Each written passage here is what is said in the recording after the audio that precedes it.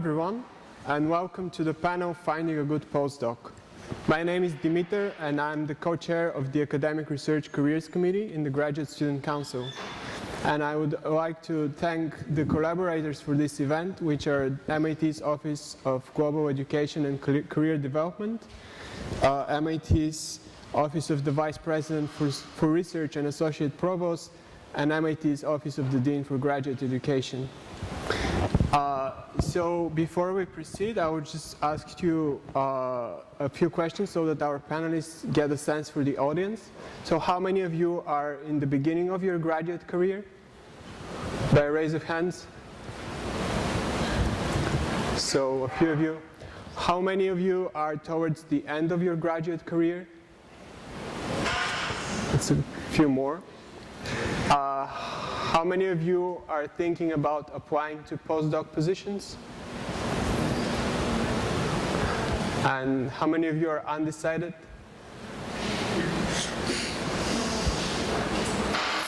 Okay, thanks. So now, the way this event will proceed is I will introduce our panelists, then I will let them talk, and then there will be question and answer sessions. So our panelists today, from left to right, are Jesus Siv, who is a professor of biology, an assistant dean in the School of Science, and a member of the Whitehead Institute. Kirill Korolev, who is a Papalardo postdoctoral fellow in the Department of Physics. Andy Powers, who is a presidential postdoctoral fellow at Novartis. And Erika Bechtel, who is a postdoctoral fellow in the Department of Biological Engineering. So with this, I would like to pass it on to our panelists, who will present their perspectives on the topic of finding good postdocs.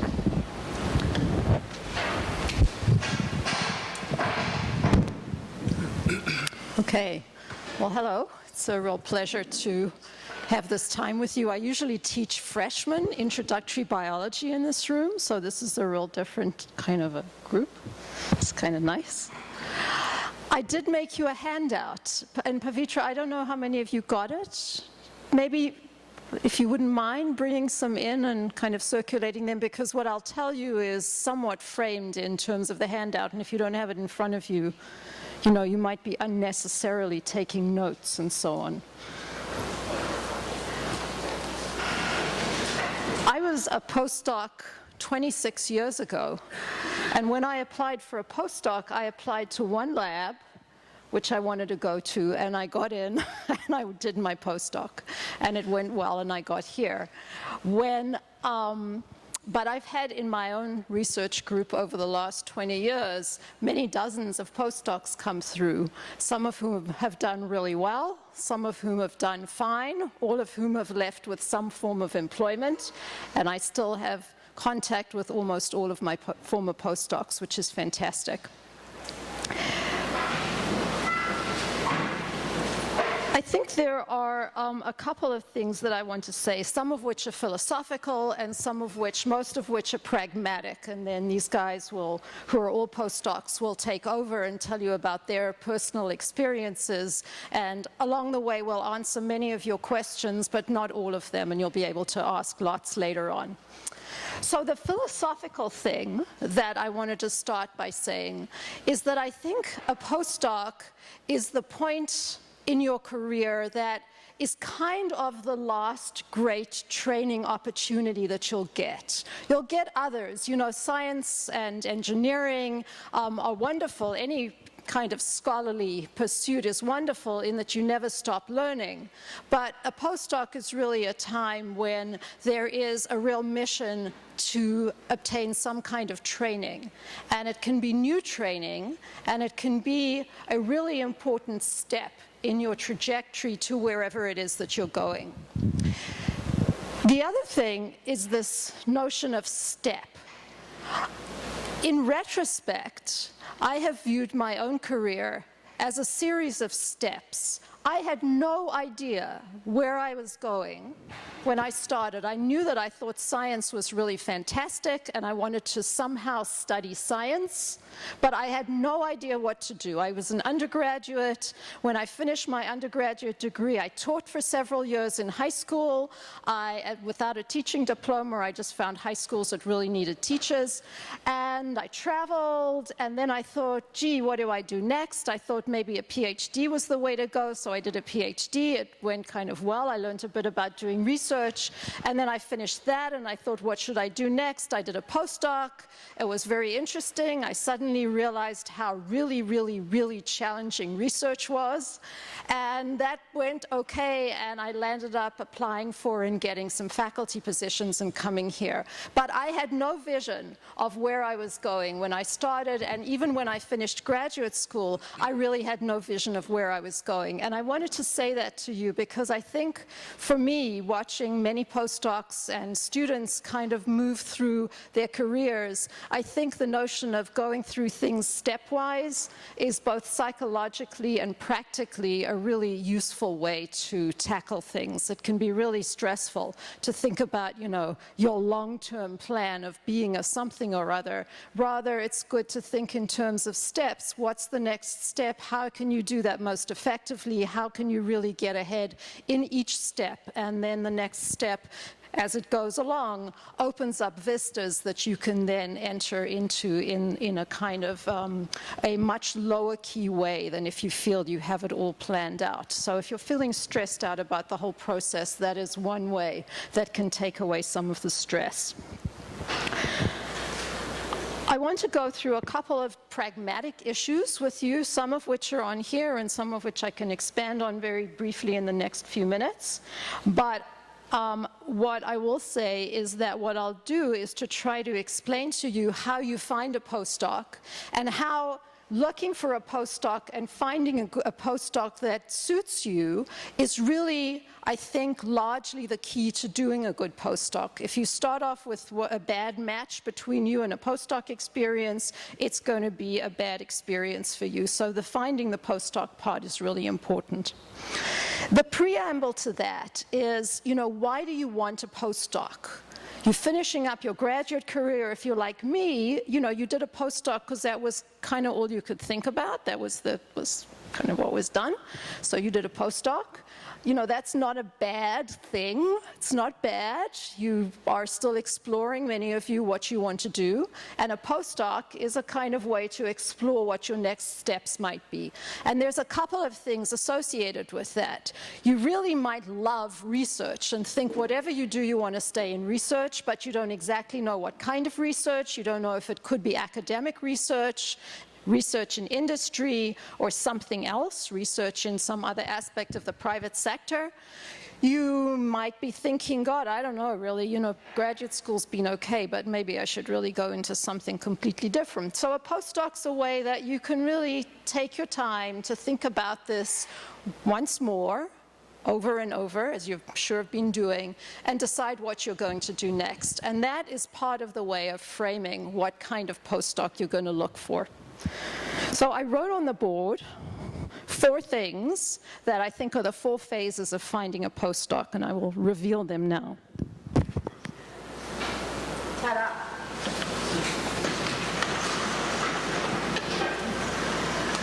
There they are. Okay? And they're, you know, my handout for you is kind of listed in these terms. There's the gear up, the actual application, the interview, and then the decision. And the gear up, as I've indicated, an interview are kind of the key things which will set you up for a good postdoc. So, you know, the gear up is, why do you want a postdoc? What do you want to accomplish? And that's something I've touched on already, but there's another huge part of the gear up, which is whatever you do for a postdoc, it's going to involve some kind of research, and you have to figure out what. One of the big mistakes that I see my own students and other students make when considering postdocs is not thinking hard enough about what they actually want to study, but letting other considerations kind of come in and cloud that. It is a really big deal to decide what to study as a postdoc. Huge. And you have to take a lot of time to think and decide and think and think and think and go to talks and read and go to conferences and talk to people and look through journals and find something that you think is really cool. Now, it might be something completely different than you're studying now, and one of the things that you can do at this point is really change directions, really quite substantially, and it's a good time to do that if you're interested. You really can. You can go from biology to bioengineering, or the other way around. You can go from, you know, some kind of one track in physics to a completely, well, a somewhat different track in physics, okay? And you can get input from these guys here about some of those things. But you really need to think hard about what it is you want to study, and that is really difficult. That's the hardest thing you have to think about. So you should give yourselves lots of time to do it. And out of that will come a set of research groups that you might be interested in. And you really want to think about a large-ish number of research groups, because you may not get a position in all of the research groups you're interested in. Which research groups you're going to eventually target depends on a number of things. It depends on your interests. It depends on how successful you've been at graduate school. If you've, got one paper out and you've done okay at grad school, but you don't think you've done absolutely spectacularly, you kind of need to moderate your applications. However, if you're an MIT graduate student, that gives you a great entry point into lots of postdocs that would otherwise not be open to you. So your MIT degree is incredibly valuable, and you should be sure to use it to your best advantage in putting yourself forward. You will not get a PhD from MIT if you are not smart, and everybody knows that. So flaunt it and use it as much as you can. Okay, the other gear up is you have to find people to write letters of recommendation. You need to apply for postdocs at least, in my opinion, but this is true, but many people don't, a year before you want to take up the postdoc. Okay, I see over and over graduate students apply right when they're finishing their PhD, and then they have to stay on for a while, which can be okay, but really you want to be thinking about this ahead of time. Before you're applying, you've got to find people to write you letters of recommendation. You need 3 referees, maybe 2, but that is very thin. You need 3 referees. 2 of them should be at MIT, and they should be faculty members. They should not be postdocs who are in your present research group or anyone else. They should be people in your field who are on the faculty at MIT or maybe another institute if you've worked there in some way, in a collaborative way, or for some other substantial period of time. You need to be thinking about that now. Just write to them or call them and explain you need a letter of recommendation and would they feel comfortable giving you one, and then you're done. You've got your referees in place, and you're going to use them over and over and over again, so you need to really work on this. So that's the gear up. When you get letters of recommendation, oh, by the way, one thing I should emphasize is the letters are going to be confidential. You are not going to see them. So you want to try to gauge whether or not you're going to get a good letter. When I was applying for postdocs, I had one referee who was a very eminent scientist who agreed to write a letter for me, but it came to my attention subsequently that he had a number of people from his lab who were also applying for positions, and actually he was not writing me the best letters because he wanted his guys to get better positions than me, and so I took him off my referee list. So you kind of want to be a little political about who you ask for letters of recommendation. Okay, that's the gear up. When you send off your application, it's got to have a CV, your resume, and it's got to have a cover letter. And the thing that will make you attractive apart from your MIT degree is if you propose a specific research project to someone.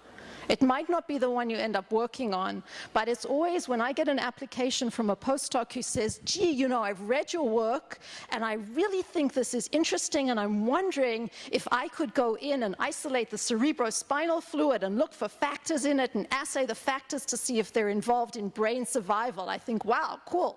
Okay, someone's thinking about this. It's not just what I tell them to do. So that will make you stand out from other applicants there. And somewhere you need to include the names of your referees, usually in your cover letter or on a separate sheet of paper or at the end of your resume. That's fine. Okay, so you send off your applications and people respond. They should respond. If someone you apply to doesn't respond to you, you probably don't want to go to their group. I don't think you should have to nag people that you apply to that you should get a response from them. I think you're valuable. And people you apply to should respond to you. If they don't, I think probably you don't want to go there. But that's up to you, obviously. Eventually, you'll get an interview or interviews, and you'll go and meet the group, meet the PI, meet the group. You may already know the PI from a conference. When you go, there's a couple of things that are crucial. One, you have to give a talk. Invariably, you have to give a talk about your work, right? Okay. It has to be a really, really, really good talk. It is not magic to give a good talk, but it takes a lot of preparation. I've been giving talks for decades now, but every time I give a new one, I prepare it, I practice it, I look at it again, I ask, is it clear, is it simple? I have a formula about how to put a talk together in a very clear, simple way. You can look on my website, there's some information there. There's lots of information on lots of websites about how to put clear talks together. You've got to put it together, it's got to have a beginning, a middle, an end. You've got to practice it out loud, not in your head. You can do it in front of your mirror, in front of your houseplants, your cat, whatever, your lab, but you've got to do it, and it's got to get really, really, really good. You just got to do it. All right. You also have to be prepared to discuss yourself. Who are you? What are you interested in? And why might this research group you're interviewing with be a good fit for you? If it's a competitive postdoc position, a thoughtful conversation where you've got questions to ask about the research is the thing that's going to make people really, really want you there. There's other stuff that you want to ask, which is important, is secondary. You really want to focus on the research. You're, communicating you think the research of the group is fascinating and why you would be a good fit for the research group, what you would bring to it. That's really the currency of whether or not you'll get a position. But then there's a whole bunch of other stuff that I listed. How do you get on with the PI? If you have a conversation with the research group head, do you feel a resonance? Is it comfortable to talk with the person? Does that person talk to you about mentoring? Do they talk to you about putting together a career plan for you? I'm very big on mentoring and career plans for postdocs. I'm very big on thinking about annual reviews. We've put those in place for MIT postdocs, and it's really terrific. You should be aware of whether or not this is going to be a kind of a mentoring opportunity for you, or whether or not it's more for the PI and your best interests aren't really being thought about. So that's something to bear in mind. And things like funding, will you have to find your own funding? Will there be some interim funding that you can get from the lab? For how long, et cetera, those things you want to know. If you are thinking about going on in a research career, you may want to know whether you can take part of the project with you. If it comes down to that, some research groups will absolutely not let you do that, and some people will. I always give my postdocs some part of the project so that if I like the project, I can keep working on it, but they take some so that we're we're colleagues rather than competitors. So you may want to bear that in mind. And then there are a bunch of other things that you should do. One of the most important things is to talk to people in the group. Ask the postdocs if they're happy. Find out where former postdocs have gone. You will find that in most research groups, postdocs do not continue on in academic tracks and become professors. When I was a postdoc, that was not true. There was really only two choices. There was an academic research track, or there was industry, and the academic track was kind of the one you wanted to go to. It's completely changed. That is completely changed. Their spectrum of opportunities open to postdocs now when they go on the job market is very, very different. And most of you are probably not going to get into academic tracks. So you want to know what the former postdocs have done. And the research group ought to have a listing of where all the former postdocs are and how they've done and how they're doing. If they don't, then you might worry that there's not a kind of a sense of pride in the postdocs and their career trajectories.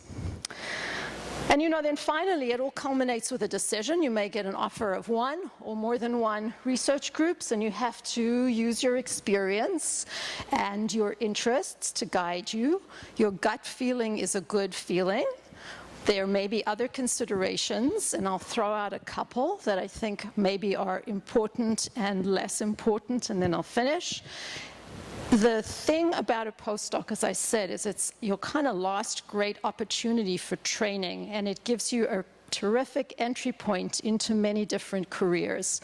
It's a good idea, if you can, to get the very best postdoc that you can get. Often you're working with a significant other at your stage, and you're both trying to find postdocs, or someone's on the job market and someone's a postdoc, or there's some other consideration of another person.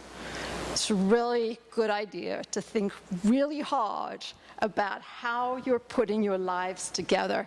I was apart from my husband for 3 years when we were postdocs. We were on opposite sides of the country, and it wasn't the greatest time, but it actually was really valuable. We were both getting the best training we possibly could get. And actually, although it seems a long time, 3 years is not so long.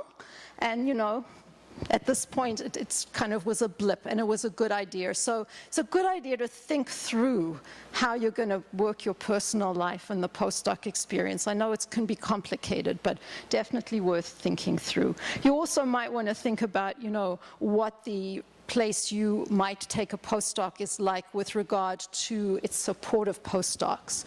What are there benefits for postdocs? Could you get retirement benefits, health insurance benefits if you don't have a fellow, if you do have a fellowship or don't have a fellowship? Is there child care involved if you have children? Is there some kind of subsidy for child care? Is there perhaps even on-site child care? These are considerations that you can factor into your decision, and they certainly make your life easier, but it would be, you know, that you have to factor those things into the decision the best you could. I think stuff like geography, you know, you want to be in the mountains and go hiking and do a postdoc at the same time, you know, I would just put that away while you're a postdoc. You can think about that later on, but that's, in my opinion, a bit of a frivolous consideration. So that's what I have to say for you, and I'll hand it over to my colleagues here. Okay, that was a great introduction. I think the rest of us can just maybe tell about our experiences. At least that's what I'm going to do. And the good thing for you to know is that even if you have not thought about applying for a job until now, and you have to apply for one next month, then you can still do it. Because that was my situation.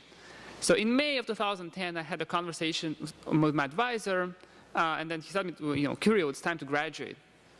And so basically I had to apply for a job next fall, and I had a lot of other things to do, so I didn't start thinking about applying for jobs until September, right? But then, you really have to start, and I think the first thing you have to do is to talk to people, right? There are people in your lab, there are people you know, some of them are postdocs, some of them are recent faculty, but they've been postdocs, and just talk about the process, right? Because every field is different, there are different timelines, there are different policies, so it's important to understand what's involved in applying for a postdoc, right? So I was applying mostly for fellowship postdocs, which are a little bit different from being a lab, because there's a lab involved, but there's also like some external, like a department or a foundation that provides the money, and they have a separate review process, right? So once you figure out what's required for the application, you have to ask for recommendation letters, right? Those take time. Advisors are very busy, and they have to give them the time to write the best letter for you, right? You use at least 3. In my experience, I had to have 5 letters because some places ask for 4, and depending if you're, say, in an interdisciplinary field, you may choose different letter writers for different jobs, right? So if, for example, for me, when I was applying for my biological positions, I had a professor from a biology department writing a letter. While it was for physics department, it was mostly physics professors writing letters. Well, then the big question is how to find postdoc opportunities, right? Here, there are many things. There are basically 3 of them. One is there are websites like Academic Keys where you can type search for key terms in your specialty, and you can look for positions. I didn't find it very useful for myself. What I found useful is going through the department websites. So you know the universities which you think are good enough for you to go to. Then you can look at the APIs, see what they're doing, if that interests you at all. You can also look at the journals, right? So when I was looking for postdocs, I didn't know many people in the field. So I took a bunch of journals, for example, Physical Review Letters, which is a high-impact journal in physics, and I looked over the last couple of years what people have published, right? And you think about it. Do you want to apply to a lab that has not published a high-impact paper in the last 2 years? Maybe not, right? So if you found those journals, you found the faculty, you have an idea of who is publishing, you basically read their paper. If it is interesting to you, that may be something you want to consider for your application, right? Well, then you have to make this package, right? That's your CV, that's your recommendation letters, that's a statement of research interests. Depending on where you're applying for, it could be either very detailed, like a real research proposal, or just maybe a page summary of what you're interested in, what you have done, and what you want to do, a paragraph for each, right? And that has to be well written, because in many cases, for example, for fellowships, it's going to be read by people outside of your field, and they have to understand that your research is interesting. Okay. During all this time before you apply for jobs, when you apply for jobs, it's good to go to conferences, meet people, talk to different PIs, and basically let people know that you're looking for jobs. Because a lot of the positions are not advertised, but people may know that their friend is looking for a postdoc, and they may tell you, well, I met this awesome guy at a conference, and they can pass along that information to someone else. So don't talk everyone, well, I'm looking for a job, but you can tell people that I'm in my last year of graduate school, and it's, I'm interested in something else to do, right? So that's a way to get introduced to people. Okay. And finally, well, there is this interview process, which is very important. That's, I think, where most decisions are being made.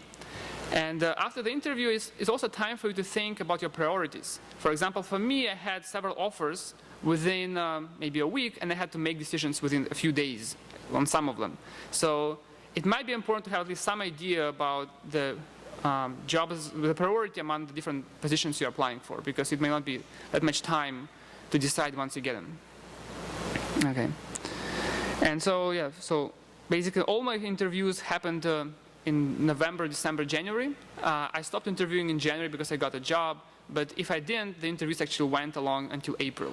So that's a very spread process, and you have to think about your planning, because, for example, if you're applying for both fellowships and the regular postdocs, those timelines should not overlap, right? Because if your priority is in a fellowship, you want to finish with that first before you try to apply for regular postdocs. But you don't want to wait too long, because labs may hire other postdocs and you would not have a place. So that's something to think about, really the timeline and how you're going to manage that.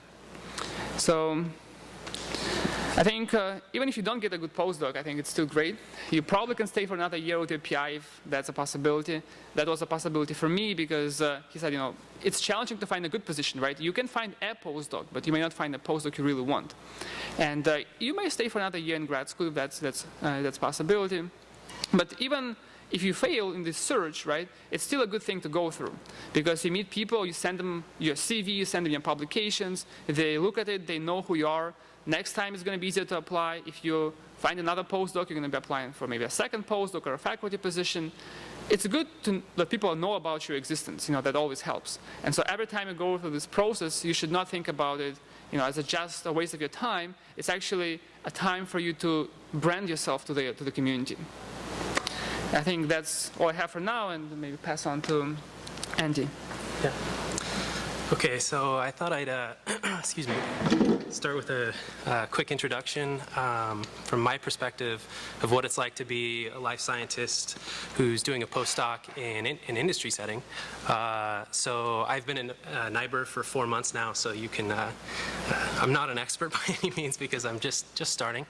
But I thought it'd be good to start out by defining what a good postdoc is from the perspective of a biopharmaceutical company that someday might be hoping to hire someone like you. So I spoke with several of the investigators in my department to get their input, and then sort of boiled it down to 3 main points. And so we came up with this criteria. So from the perspective of a company, a good postdoc is a training period in which the individual gains scientific expertise in a field that is therapeutically relevant, and that expertise is typically demonstrated by publishing your work, giving solid scientific presentations, and winning fellowships. It's a time in which you develop the ability to drive an independent research project. And then lastly, it's a time to develop your collaborative skills and learn to work effectively in team settings. So this is something that's perhaps more emphasized in industry, but it's very important to have solid communication and interpersonal problem-solving skills. So now that we've defined what a good postdoc is, it's important to know that the #1 determinant that will help you get a job at a good company is to do a good postdoc, irrespective of whether it's in industry or academia. So there are significantly fewer opportunities in postdoc in industry when compared to academia. So it can be challenging to establish yourself in a good situation. In addition, it can be significantly more difficult to vet a prospective industry mentor in comparison to a prospective academic mentor. So industry scientists tend to publish less, if at all. So it's not like you can hit PubMed to read about their latest and greatest research. Also, something that Hazel mentioned, it can be difficult to track down past postdocs or past team members to ask about their experience working with your prospective mentor. So this can be a real challenge. So for those of you who would like to continue bench science or be a group leader in an industry setting, I highly recommend giving yourself as many opportunities as possible by inquiring about and applying for both academic and industry postdoc positions. So this was the approach that I took. So I graduated last December. I was at University of Washington. I did a PhD in biophysics. I started sending out inquiries about a year earlier. And these can be sort of informal inquiries, but they still maintain professionalism in your correspondence. And I know this sounds daunting, especially if you're waiting for a paper to come down the pipe and come together, and so you feel like maybe you're not ready to put yourself out there quite yet. But I think the earlier you start thinking about things and exploring your options, the better. So this process can be painful, but in getting a good head start on this process has tremendous upside, and that you'll accumulate enough information to develop a good idea of what you want to get out of your postdoc. And with industry postdocs in particular, it can be easy to lose sight of what you want to get out of your postdoc if you end up in the wrong program. So I thought I'd just start with those opening remarks, and then we can move on to questions later on. All right, hi everyone. So I'm just going to sum up what everyone else has kind of gone through and tell you my story. So I came from Wake Forest, where I got a PhD in synthetic chemistry, and unlike you guys, I came from a much smaller program, and so the idea of getting a very good postdoc seemed so scary to me. So I decided to be as organized as I possibly could. I also graduated in December. So I had a 5.5-year PhD, and what I started doing is, as soon as my first author paper came out, I really sort of switched mindset, as a lot of you are probably doing now. When you're at the end, you see the end in sight, and started the whole process of looking for a postdoc. And about a year before I started applying, I actually kept a list in my desk, and every time I came across a Nature, a Science, or a Cell paper that I just thought was really cool, I would write that person's name down, which sounded crazy, you know, but I knew I would get too overwhelmed if at the end I went to and had to come up with labs to apply to. And when it was time for me to start looking, which was about 10 months before I graduated, I pulled out that list, which was about 200 people, and narrowed it down to like my top 10 dream postdocs, and physically built packets, application packets, to all 10 people. And just sort of to disagree with some of how you looked for a postdoc, I did not care whether or not they had anything advertised on their website. You know, these were dream jobs for me. I wanted to go to their labs no matter what they would do. And actually not a single lab I applied to had advertised that they were even looking for a postdoc. So I sent out 10 packets. I would put in my resume, my cover letter. I actually put in a copy of my best paper that I thought was my best, and actually 3 sealed letters of recommendation in there, and just sent it to 10 labs and hoped for the best. And to agree with Hazel, yeah, if they don't write you back, that's a bad sign. I actually heard back from 9 out of 10. And I ended up taking 3 interviews, and I ended up getting all 3 postdocs. And so then it was time to make a decision for what would be the best fit for me, which is how I ended up at MIT. I started about 2 years ago. I'm very, very happy here, but I can't emphasize enough how important it is to find a lab that will help you be successful. And I think that, I had no idea. I was my life goal changes from day to day still, but I knew that I didn't want an academic career. But if you did, my advice to you would be pick a postdoc that will help you get there. Talk to an advisor as you're interviewing, how many postdocs do you have that go on to do academia? And if I wanted to write a K-99 grant, would you help support me with that? And so that's a really important grant for you to know about if you're considering an academic career path and applying for a K-99 and getting your advisor on board. Or ask them things like, hey, would you share a copy of one of your grants with me? If the person says no, that's probably a horrible sign, and they will probably not keep you involved. And if that's something you're really interested in, don't be afraid to ask those questions.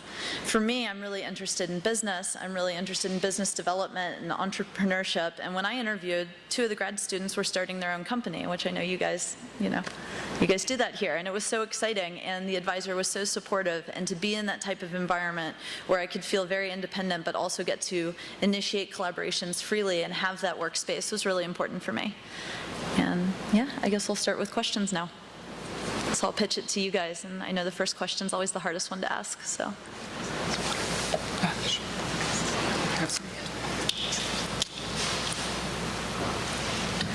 So, thank you to our panelists for their remarks, and now we have time for questions from the audience, and there is a question over there.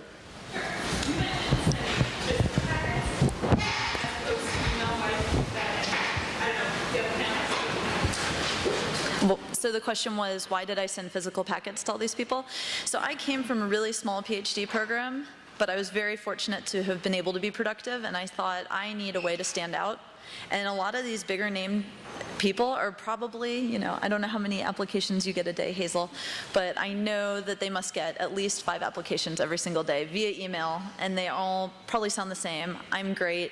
Please hire me, I'll show up and be a postdoc. So I thought if there's any way that I could even just send something in that they could physically hold, and I got a lot of responses, and so at least for me it ended up, as a way of getting noticed. I don't think it matters. I think you sound like you were really a terrific candidate, Erica. So I think probably if you'd done it by email, you would have also got a terrific set of responses. But I think either way is fine. I look very carefully through all the postdoc applicants I get. I get a lot of them. And 99% I write right back to and say thank you very much for applying, but I don't have any open positions. So it's pretty. I think people, sort through email postdoc applications really carefully. If you just put postdoc applicant in the subject line, and someone is interested in smart people, you could put postdoc applicant from MIT in the subject line, and that. I'm kind of not kidding, right? If I saw it was an MIT graduate student applying to me, I would immediately look through the application and see if they looked like they were a fit. So, like I said, flaunt it.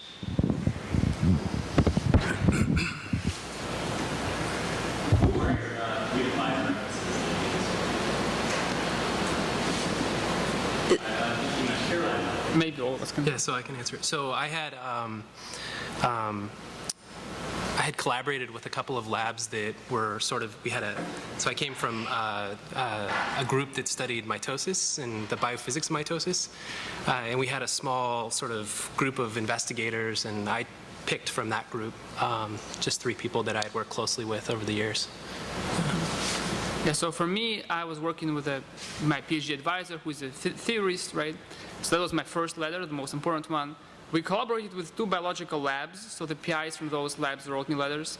And there were 2 postdocs I worked with who moved on to be faculty like a year before me. So they were the other 2 people who were writing the letters. And for me, it was my PI and then 2 collaborators. But, I think these are fine suggestions, but I think you could put someone who's taught you a particularly rigorous class. So I teach a graduate class which is small, and the classes here are very intense, and I really can lucidly speak about the some of the talents of some of the people who've come through the class. And so that kind of letter is fine, not as your primary letter, of course, but, you know, one, maybe even two of your teachers here, if you don't have collaborators, would be an okay thing. Also, I don't know how it's works at MIT, but at Harvard we had a thesis committee, right, which had 3 people in it. And, you know, even if you really don't talk much to them until the defense, it's wrong, right? You should go to them every year at least and talk to them about your work, what you've done, schedule a meeting, right? They can't refuse if they're on your committee. And at some point, all you have to know is to know about your work, right? If they know that you did a great work, they can write you a good letter.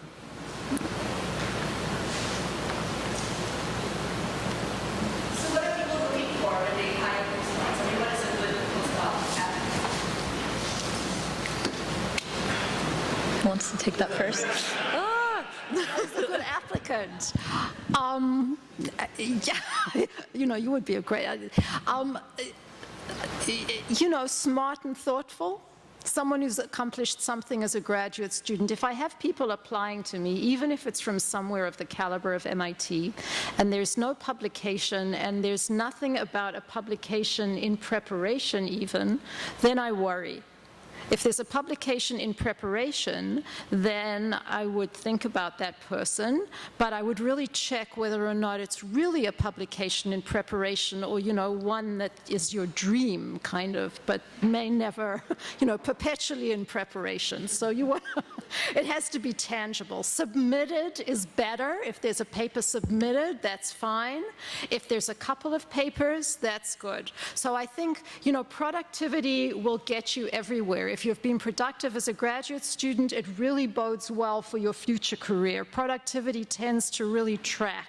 So productive graduate students turn into productive postdocs, turn into productive employees of all kind, and I think that is a metric that everybody follows. So productivity is huge, and I think it's not really worth applying for a postdoc until you've been somewhat productive.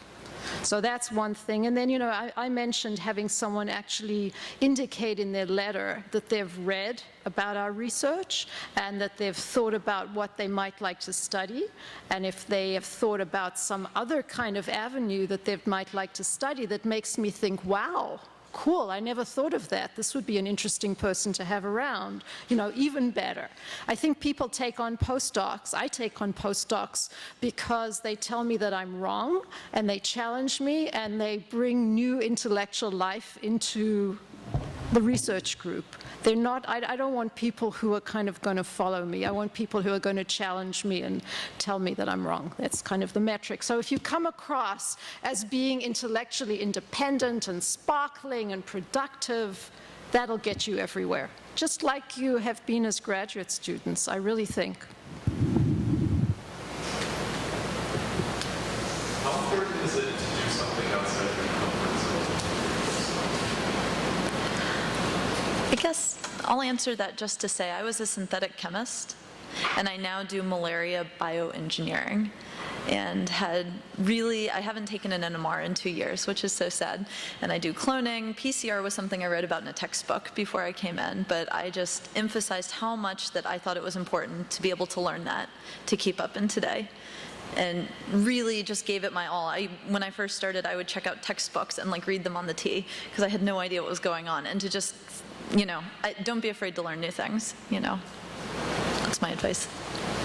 Yeah, I would say it depends on how important it is to you to try something new. I mean, there's nothing wrong with continuing in the field that you've done for your PhD. But if you feel like you want to branch out and try something totally new, you should embrace it and go for it.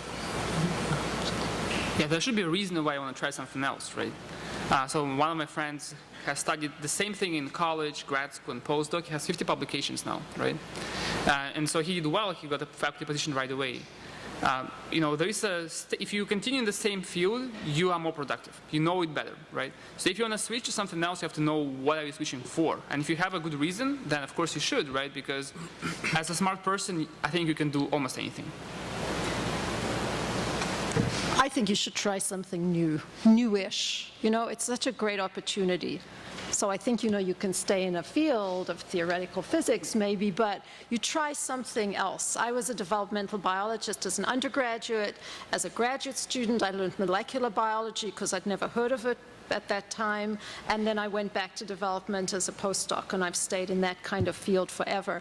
But I think there's always a new way to learn, there's always new angles, and what you learn as a postdoc, you can bring back to your own, to other interests. It kind of meshes together. It's such a good opportunity to try something a bit new. I think one should always be outside one's comfort zone to do really good research. You know, if you're just kind of tagging along, it's probably not groundbreaking and creative research. I think the nature of great research is that you're always pushing yourself and feeling, oh my God, how am I ever going to understand that? So a postdoc is kind of a good opportunity to maybe do just a bit more. That being said, there are people who do, you know, they go on forever in one field and they do pretty well. I always feel the research doesn't have the kind of freshness of bringing in new inputs from other areas. So, I personally think it's a great time to do something new-ish as a postdoc. So question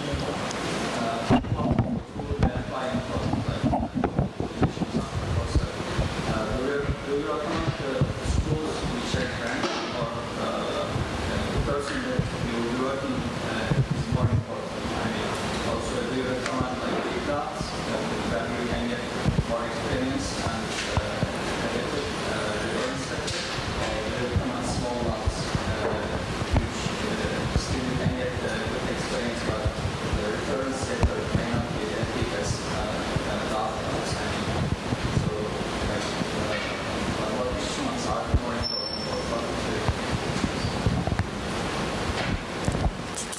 Want me to try that one? I think there are lots of good fits. It can be a big lab, a small lab. It can be at what's considered an overall top university or a kind of a mixed university. I think good people are everywhere, and you really want to find the best person you can. And it may be at a university that is not an MIT university, but it'll probably be somewhere that's pretty good, because good people are generally at good places. Does it matter if your postdoc is from Harvard or from the University of, I don't know, Iowa? No, it matters who you've worked with. It really does. And that's all that counts, who you've worked with.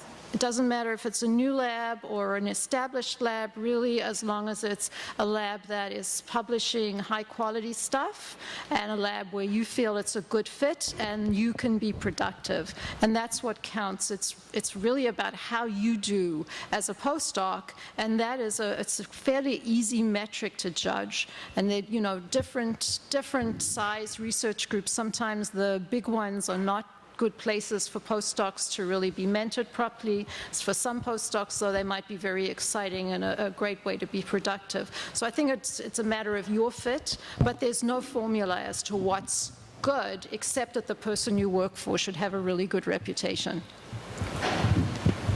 Yeah, finding the perfect person to work for should not be understated at all, and finding someone who will help you to be successful.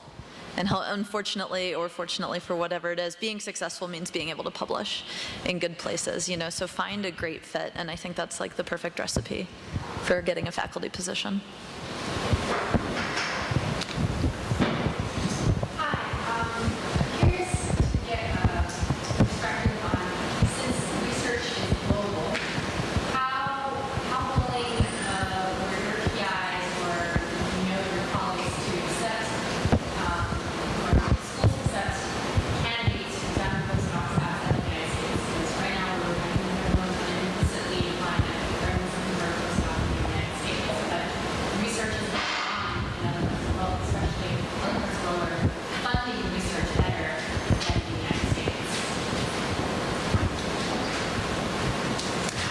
I think things have really changed. When I was a postdoc, doing a postdoc outside the US was something you could only do if you were going to follow it up or had preceded it by a US postdoc. I think things have really changed. There are outstanding investigators all over the world, and if you do a good postdoc anywhere, I think you're a perfectly fine candidate for any position in the US. It really is the metrics, again, are publications and being able to think about your work in a kind of creative, interesting way. Yep. That being said, I don't think for postdocs the funding opportunities are that different here or elsewhere. I think if you are interested in academia, then there are countries that are funding at higher levels than the US, although not so much at the junior faculty level. So I don't think the funding consideration is something you should weigh, and I think it's who you want to work for and whether or not there's someone outside the country that you think would be really fantastic, and that's fine. So I would say that there is a faculty I really want to work with, but the faculty does not hire any postdoc, never did. So what would be my strategy to get excited or get her excited about hiring? This is someone who's never hired a postdoc? Maybe you shouldn't. You know, I would be inclined to look a bit more broadly. Would you want to be the first postdoc? Faculty, of course, but I want to work with them. The person doesn't hire. Well, I would go and see if you could have a conversation with that person, and you might get a sense of, you know, why not, and whether you really still want to go and work with the person. If you do, you know, perhaps you can persuade them that you are the person that they should really work with. I don't know what your field is, but you know, it depends on the field a lot and so on. But, you know, having a conversation would be a great thing for you to do, because then it would give you a sense of whether or not that seems good. And if you can't get a conversation, then I really would expand your list a bit. And that could be a huge red flag, at least it would be for me, because if they don't take postdocs, you'd almost want to know why. And you wouldn't want to be in a position where you're joining a lab where they don't know what to do with their postdocs. Because what you don't want to see happen is just be a glorified lab tech. You know, that's a huge red flag, because you know, I'm sure you're very good at doing research, and you don't want to get into a setting where that's the only thing you're doing all day long is pipetting, you know, and not thinking. I don't know what you guys think. Yeah, I don't think I'd pursue that.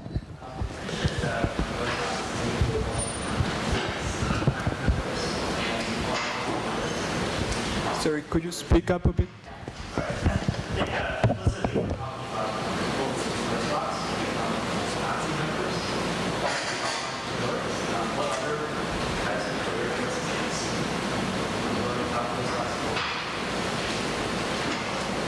I always say, you know, that your PhD is a stepping stone to anywhere, and the same thing is true for a postdoc. It's a stepping stone to anywhere.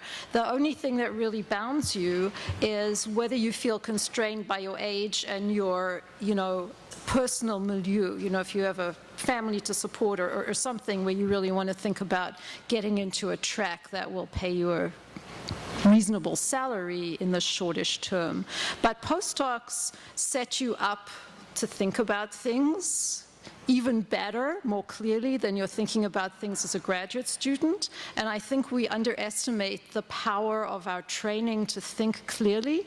I think, you know, the currency of what we get as scientists and engineers and anyone who's thinking in a scholarly way is the how to think. And that how to think is incredibly valuable. So you can go from your postdoc into a consulting group, for example. I have a postdoc who went to a consulting firm in DC and who is working now on strategies to think about polio and malaria and so on. I have known postdocs who've gone on to further training like architecture. I've had you know, you can really do anything. I've had a postdoc who went on to teach high school. I've had postdocs who've gone on, I've known postdocs who've gone on to run restaurants. You know, it's your life, right? You can do whatever you want. But I think the training you get, the ability to think, I think we don't realize actually how good our training is until we encounter people who don't have that training. And you know, you can just have, no, I don't say that in a kind of disparaging way, but I think, you know, if you look at how the general public thinks about science and technology, it's on a really different level than we do. It's without critical evaluation, it's without thinking about controls and this and that. So your intellectual training now is valuable. If you do a postdoc, it'll be even more valuable. And you can do whatever you want. You know, you could go into politics. That would be a great thing to do. And, you know, bring some rationalization or rationality to that kind of thing. So I think you can do anything that you want. There's no doors that actually close because you do a postdoc. I think you may feel in a kind of unsettled position because you don't know what you're going to do, and I think that is true. And I have a postdoc in my group right now who is in an unsettled position. He's not going to go into academia, or he's not sure what he's going to do. So it's an unsettled position, which can be unsettling. But I don't believe that any doors will close because you do a postdoc. You'll just get a bit older, and that makes it, that makes it a little more difficult to kind of go and get another degree, but you still could. You could go and get a law degree. I have one of my postdocs, yes, that's what one of my postdocs did. She went and got a law degree. She's a patent attorney now. I have someone else who went to medical school after they finished and is now a physician. I have two people who went and got law degrees. One of them went to Harvard Law School after he finished with me. He's great. He's an author. He's published 3 novels, and he's a lawyer down in DC. So, it's really, no doors will close. Yeah. Here and then there.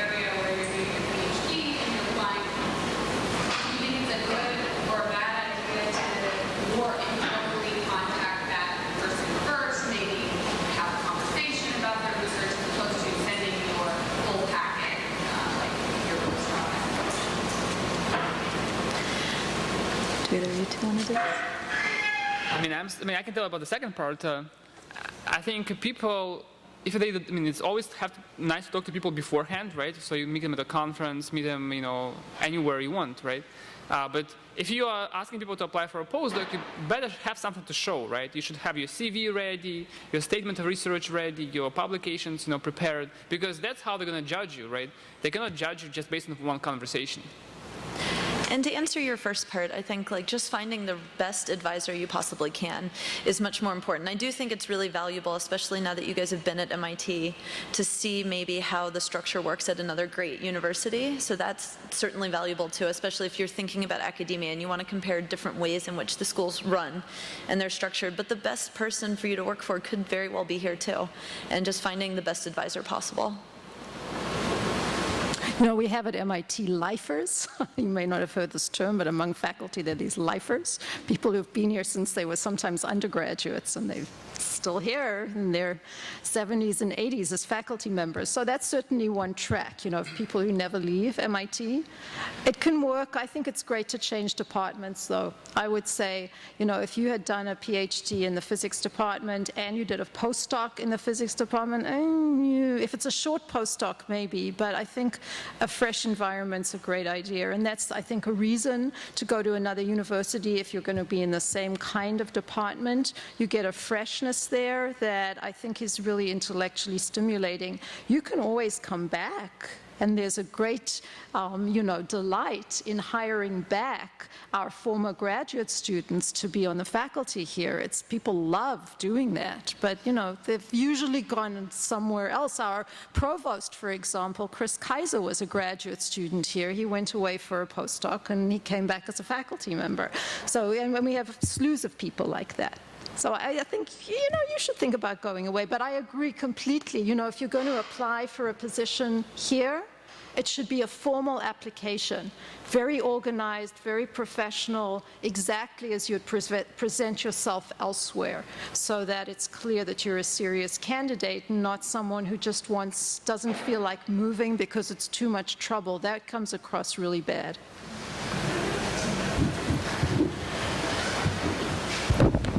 So there was another question in that part? Similar impression from just working around a small group of postdocs in first in computer science was that the kind of work a postdoc does is sort of, it's not the same flavor as when you're working in thesis work where you craft your own project and you're the head chef on it. It sort of seems like that at the postdoc level, people sort of step back and work in members of a larger group working on an existing idea and not trying to craft it their own way. That's generally accurate? I think it's really varies. I would say it's actually the opposite in my own experience. You know, with the people I've trained, although I try to give people lots of autonomy in general. I think it depends very much on the field you're in, on the way you're funded as a postdoc, and on the specific research group that you're in. And so I know there are some postdocs here who are funded by the research group who really are fulfilling a kind of a group project. And then there are postdocs who would be in that same department but have their own fellowships who would feel that they had much more autonomy. So I think it really depends. In biology and life sciences, you tend to get more independence as a postdoc, and more independence is expected of you as a postdoc than as a graduate student. And I would say that in general, that as an undercurrent is more true than the other. You should have more independence. You should have more ability to think through a problem. You should have more ability to suggest other ways to think about a problem or to think about a completely different problem. So I really don't think, you know, there's any kind of pair of handsness, which is kind of, I think, what you're saying here. But I do know that it depends on the field and it depends on the funding mechanism as to whether or not, you know, you do have the freedom to think up a new project or whether you're expected to work on some existing funded project. Yeah, maybe to add to that, when you want to apply for a faculty position, right, you have to demonstrate that you are capable of independent research. So to do that, you have to have a postdoc where you can demonstrate that. So if you change your fields, for example, some of my friends did, it's okay to take a postdoc where there's already existing project, right? You learn the field, but then you have to do another postdoc to show that you can do something on your own. Yeah, I think independence is so important, and I've certainly heard my fair share of horror stories too from friends who've gone on to do these postdocs where that hasn't really worked out for them, but never be afraid to stick up for yourself and what you want to do, and carving out a way to make that work with your advisor and talking with your advisor the whole time, you know, is so important. So I might even add that in a really good postdoc in industry, it can often be set up where you work on an area that is different from your group's work. So that's the case in my situation. I'm working on a different question from what the group is working on as a whole. So more independent sort of research. So there are 3 questions in the middle. Let's start here.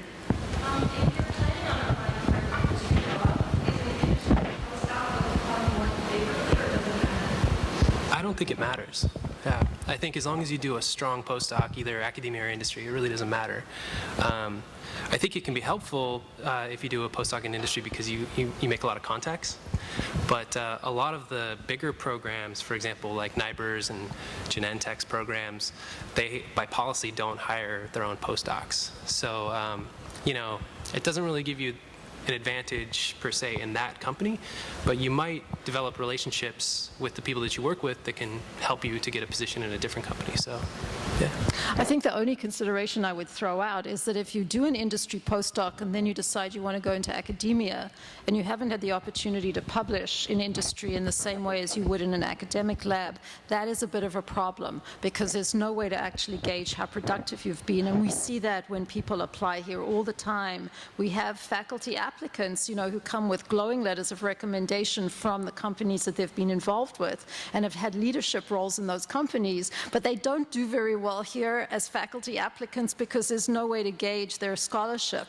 And so, you know, if that happens, you probably want to do a second postdoc. That would be an academic postdoc before you try to get back into academia.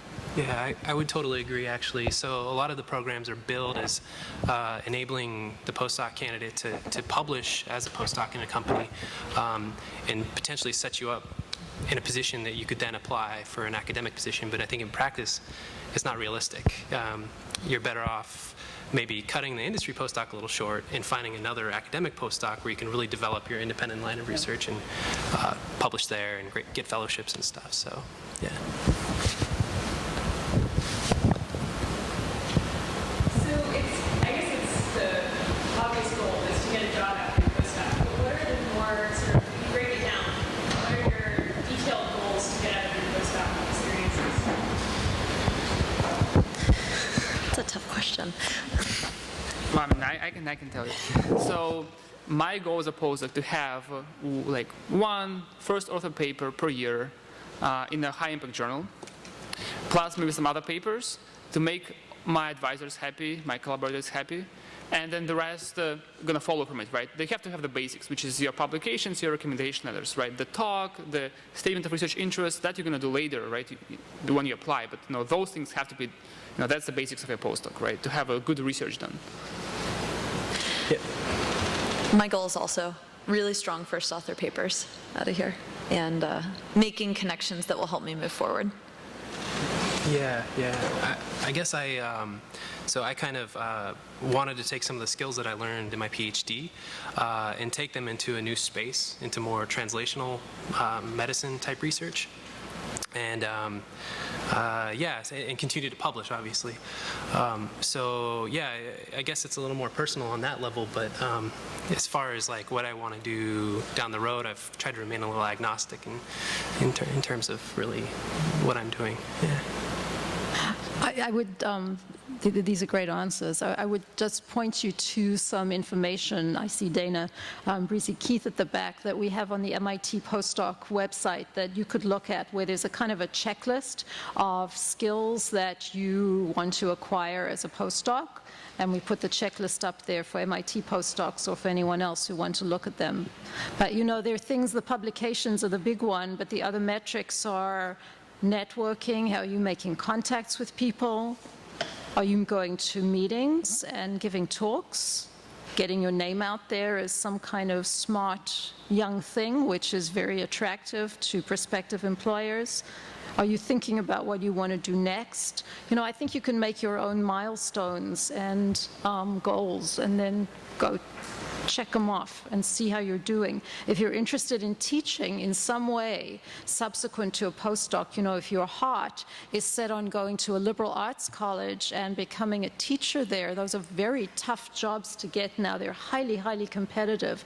But if that is what you're thinking about, you really need to get some teaching experience somewhere, and that can be tough to get as a postdoc. So I think all of these things can be put in the form of a kind of a checklist or a series of milestones, and you can even put a timeline on those milestones. And I think that's actually, I certainly did not do that as a postdoc, but I think it's a really useful way to think about your trajectory and your training.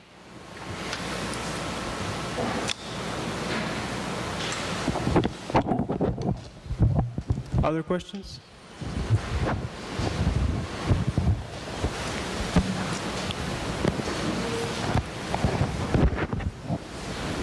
So maybe we could, there was a sign-up sheet with some questions there. Maybe the panelists could select some questions that seemed particularly interesting.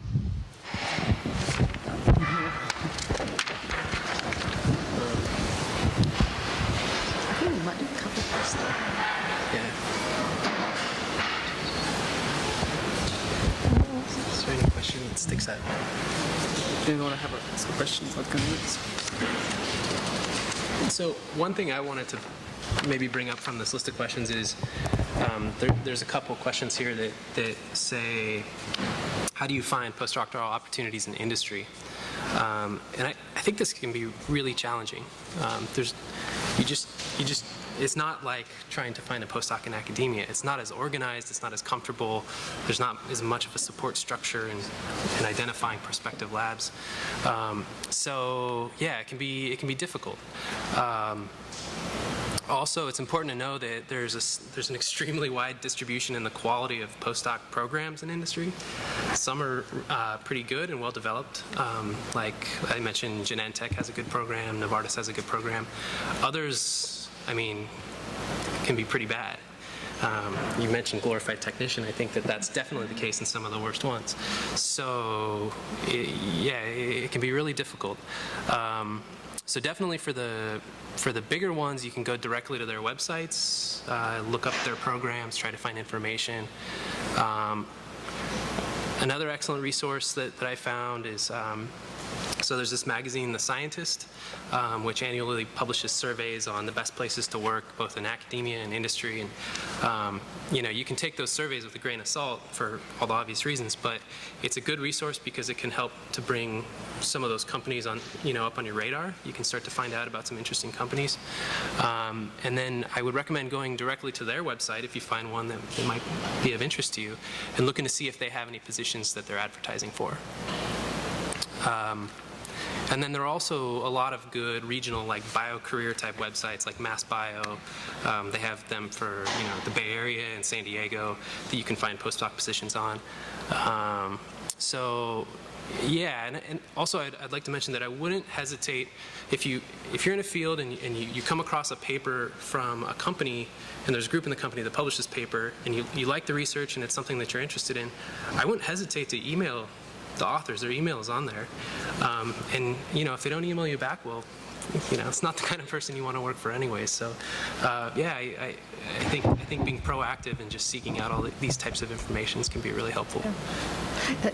One thing I have seen people do in terms of getting into industry postdocs is to go work for a startup. Now, it's not clear to me right out of grad school, it's not clear that that's a postdoc position per se. I don't think they're actually called that. I think they're just kind of members, low entry-level members of startups. But that's a great thing to do. And then some of those people subsequently, after being in one or more startups for a couple of years, will go back and do an academic postdoc subsequently if they really want to get some kind of measure of productivity from the postdoc. And I think that's terrific as well. Startups can be exciting to work for and interesting and let you stretch your intellect a bunch. So those I don't even think, might not even be on the radar screen of advertised postdoc positions. But, I so agree with you, Andy. I think just going out there and looking to see somewhere you might want to work, and then going and seeing if there's a position, and if you're smart and you're enthusiastic, it's amazing how positions suddenly will materialize, just like abracadabra magic. So I think being really proactive is always a good idea. Question here. So for those of you that have postdoc or fellowships, I'm curious about what happened like for about that process and how you connected with the collaborator, or if you go to the proposal first at the starting agency and then connected with the mentor, or what your experience was. Do you want to go first? Okay, sure. Okay, so I applied for most of the fellowships, and I think for all of them it's important that you have a mentor, right? Some fellowships are really open when they give you some money and space and you do whatever you want, but most of them are really trying to connect you to an existing faculty member, right? So in some sense, it doesn't really make sense to apply unless you know that there is someone who's going to mentor you, because you eventually need some recommendation letters. You have to someone to be there for you, right? So you have to find the person. So usually a fellowship has affiliation, right? If it's an MIT fellowship, you have MIT faculty that you can work with. So you have to find the person. You have to write your proposal. I mean, if you have time, it's nice to target to that specific person, right? I mean, it has to somehow match. And then you have to apply. There's a very general application process. For all the fellowships I applied, I always emailed a separate email to the person with whom I wanted to work, in addition to a formal application, so that they know that I'm interested, because they may not see the application in principle. So it's always nice to do that. And then the interview is sometimes very different, right? So it could be either a formal, like 50-minute lecture, or it could be a very different type of interview. So at MIT and in Princeton, I had an interview where it was like 20 minutes. 10 minutes you talk about your research with a blackboard, and 10 minutes of questions from the faculty. From faculty from all different fields, not only your field. So that's maybe a small difference. And I think, just again, the common thread of finding the right fit for you. You know, a lot of these places, maybe the advisor doesn't have funding, but if you were to bring in funding, they would be more than willing to take you. And I know a lot of times with friends of mine that's happened, you know, and the F32 is an NIH mechanism to do that. You know, it's a postdoctoral fellowship. And just don't be afraid to approach these people and say, I love your research, you know, is this something that we could do? That's not something that I did, you know, but my boss supported me writing an F32 once I got here. But something to also keep in mind is once you've postdoc past a certain point, you're not eligible to write those grants anymore. And so really planning ahead and deciding if you want to write one of those. And if you're not a US citizen, at least for the life sciences, you can apply for American Heart grants or other types of grants, you know, and so just figuring out what's out there for you and what you can apply for, you know, and of course bringing funding in will obviously help you get the postdoc, you know, if you set up the collaboration ahead of time. I don't know if you agree with that or if, yeah.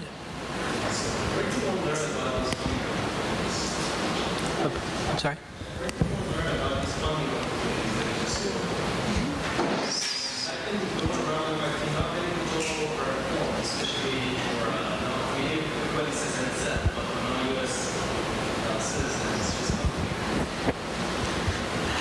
Do we have a central listing, Dana, of funding? I don't think we have a central listing at MIT. Every, you know, department will have kind of listings.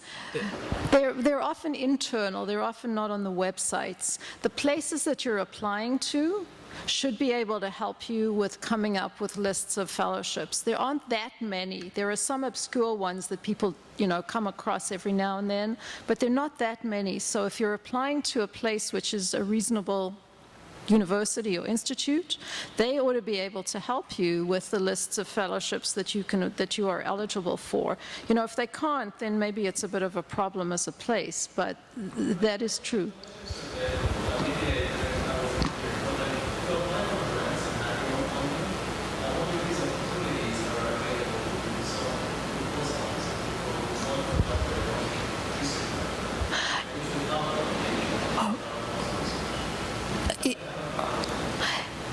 It depends on the field. So in my field, in life sciences, you pretty much need a postdoc offer before you can apply for a fellowship, okay? And I think that's true in many fields, maybe not in all fields, but in most fields, you have to have somewhere where you are going, and then you can start looking for somewhere to fund you.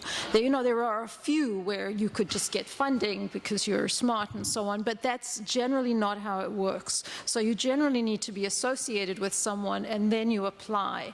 In some cases, if you get a position offer somewhere, it might be contingent on you getting funding, in which case, as soon as you get the offer, you need to start applying for funds, and if you don't, and at that point, that place ought to be able to say to you, here's a list of funding you're eligible for as an international student, as a US citizen. I was international when I did my postdoc and so on. So you should be associated with somewhere that can help you with those applications. Sometimes, you know, you'll go into the research group and then you'll start applying once you're more familiar with the research and you can write a better research proposal. But you wouldn't be writing yourself a postdoc fellowship before you'd applied anywhere. That's generally not how it works. Yeah.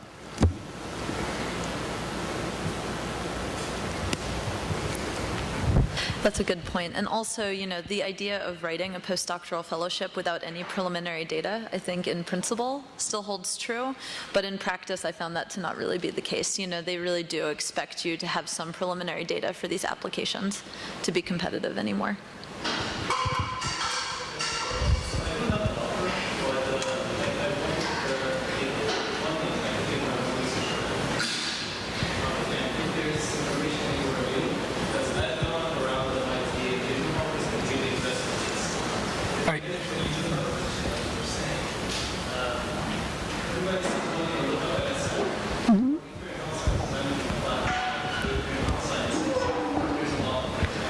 Have you spoken to the lab, the group that you're joining, and asked them for some help? Because they ought to have an Office of Sponsored Programs that would help you there. It's in their best interests to. In the math department? Yeah. You know, and you're going to a math department? I would really have a conversation with someone in that math department, and it's called the Office of Sponsored Programs that you really want to speak to. If you speak to the administrative officer, who is an administrator, kind of the head administrator in the department that you're going to, and tell them that you're an incoming math postdoc and you're interested in applying for funding, they ought to be able to point you in the direction of the appropriate office to speak with, who would be able to give you a list of possible places to apply for. They really ought to be able to do that. It shouldn't be, it's not something that you would do from here. It would be something that you would do from your new place. Yeah, but don't be shy to ask. Okay, never be shy to ask. It's really important. You know, the worst that can happen is someone thinks you should know it, and then they're stupid. So never be shy. Just to add to that, I mean, this American Mathematical Society, right? You can look at their website. There's a Croat Institute in New York. There are some other like specialized. There's definitely math fellowships for, say, biological applications, right? You can just Google that they have society, and that gives money. So you have to do some Googling. You have to maybe contact some societies, some people, and then try to talk to people. You know, that's the best thing. Talk to more people. Yeah, one thing that's true, I think that's great advice. You know, there are some obscure fellowships around, okay? They really are. And you kind of get to them through societies, through very specialized societies sometimes. So those are the trick ones. They're not the NSF or the NIH or, you know, whatever. And those are a little harder to get through. But so, you know, Googling, I think, you know, as ever, your friend. So one question I wanted to bring up from the list from the sign-up sheet is, any tips on writing a research plan, and should it be ambitious or more concrete, and how to make a research plan sound more interesting?